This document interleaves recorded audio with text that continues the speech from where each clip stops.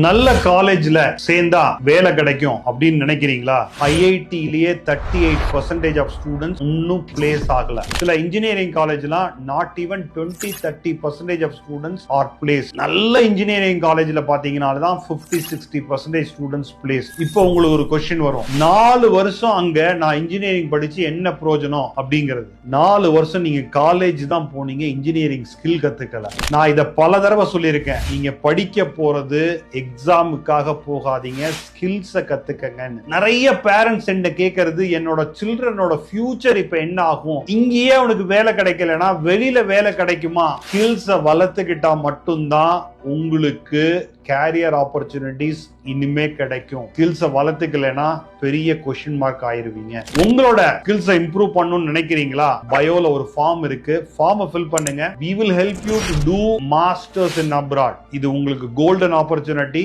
உங்க ஸ்கில்ஸை இம்ப்ரூவ் பண்ணிக்கிறதுக்கு.